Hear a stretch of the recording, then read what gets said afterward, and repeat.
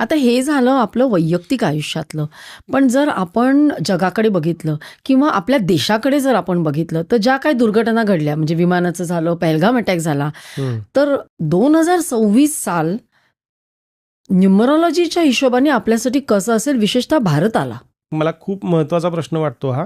थोडंसं सर्वांनी, मी काही गोष्टी सांगतो तर लिहून घ्या, कारण ह्या पॉडकास्टच्या माध्यमातून मला लोकांपर्यंत हे पोहोचवायचं आहे की 2025 हा ट्रेलर होता. 2026 हा खूप मोठा पिक्चर आहे. इनफॅक्ट मी असं म्हणेल की 2032 पर्यंत आपण पृथ्वीवरती खूप काही अशा घटना घडून जाणार आहेत की ज्यामधून आपल्याला सावरायचं आहे. तर सगळ्यात पहिलं तर पाणी उकळून प्यायला सुरुवात करा आत्ताच. नंबर 2, तुम्ही जिथे आहात तिथे सेफ आहात का? पाण्यापासून थोडंसं दूर जा. म्हणजे काय होणार आहे? सुनामी येईल. कधी येईल साधारण? 27-26च्या मिडमध्ये. कारण भूकंप येणार आहेत. भूकंपांमुळं मल्टिपल भूकंप आहे. मी एक साधारण अंदाज देतो.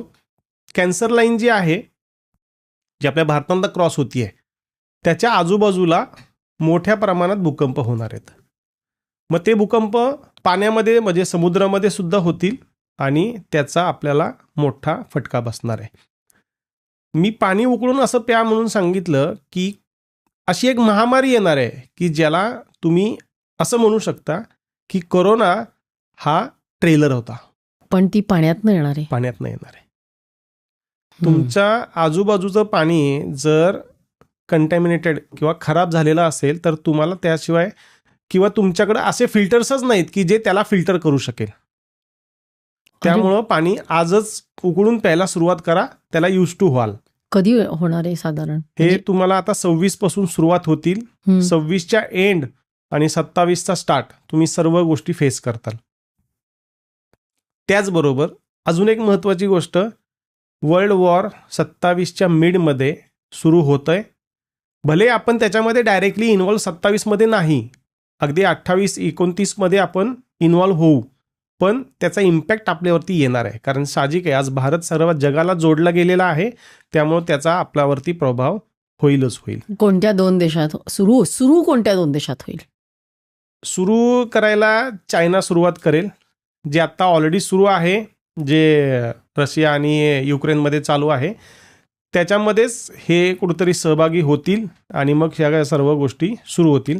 त्याचबरोबर आत्ता ह्या वर्षा अखेरला आणि पुढच्या वर्षीसुद्धा भारत पाकिस्तानही पुन्हा सुरू होईल.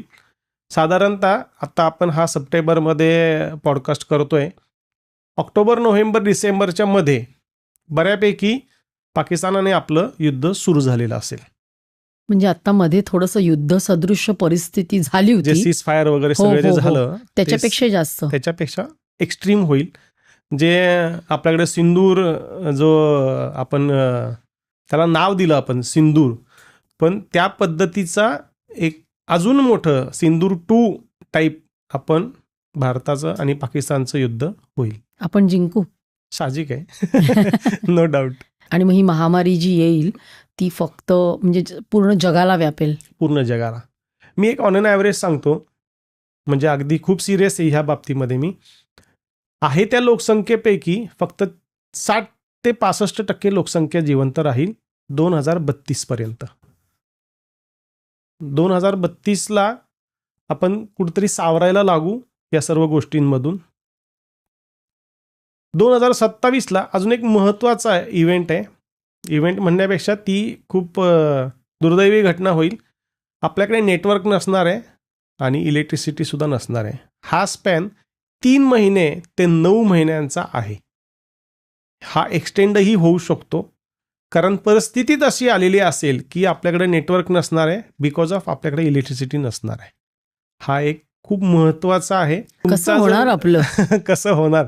लॉकडाऊनमध्ये आपण जसं सर्व्हाइव्ह करायला शिकलो, इनफॅक्ट मी असं म्हणेल की त्यावेळेस आपल्याला कळून चुकलं की आपल्याला जगण्यासाठी काय गरजेचं आहे, पण तरीसुद्धा जर आपण सुधारणार नसू तर युनिव्हर्स त्याचं काम करणार आहे. कधी साधारण 2027 मध्ये? 2027. मग आपण काय केलं पाहिजे?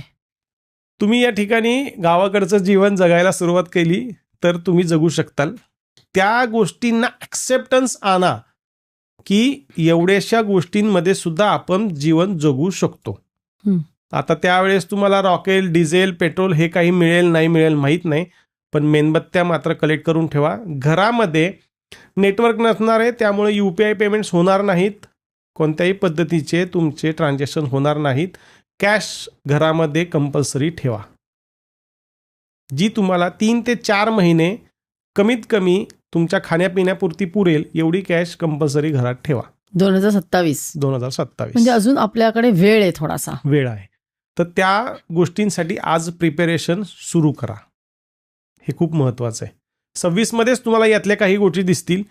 तुम्ही मध्ये पाहिलं असेल तर एक दिवस अमेरिकेमध्ये पूर्ण लाईट गेली होती. त्याच पद्धतीचं 15 दिवस, मग 1 महिना, मग 3 महिने असं करत करत आपल्याला ते सोसावं लागणार आहे.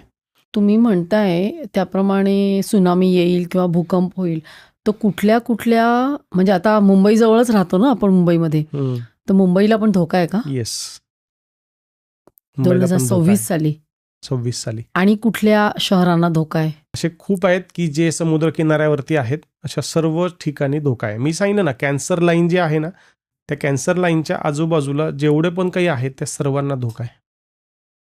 म्हणजे आपण यासाठी जे प्रॅक्टिकली करायचं ते करायचंच आहे, म्हणजे तुम्ही म्हणालात तसं. आणखीन काय करू शकतो? सर्वात महत्त्वाचं, हे सगळं घडतंय युनिव्हर्सल एनर्जीजमुळं. माझी सर्व प्रॅक्टिस युनिव्हर्सल एनर्जीजमध्ये आहे. तुम्ही मेडिटेशन करणं खूप गरजेचं आहे, जे युनिव्हर्सल एनर्जीजवरती डिपेंडंट आहे.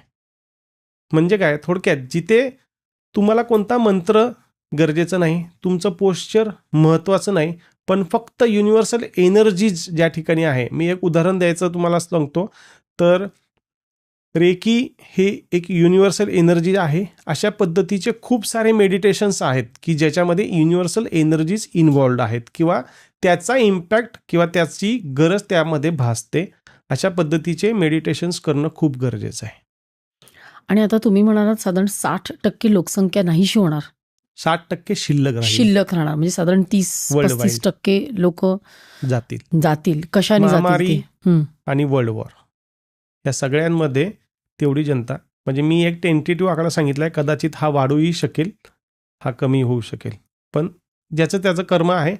याच्यामध्ये अजून एक गोष्ट खूप महत्त्वाची आहे, ज्याच्यावरती गुरुचा वरद हस्त आहे किंवा जो गुरुला मानतो, जो गुरुच्या आज्ञेचं पालन करतो, ज्याच्यावरती गुरुचा आशीर्वाद आहे, अशा व्यक्ती खूप पुढे जाऊन, कारण साधारणतः सतयुग आता लागेल असं एक अंदाज आहे, 2030 अंक 3 जसं मी सांगितलं गुरुचा, तर तिथे सगळं जे आहे ना हे त्या पद्धतीचं होईल सुरू.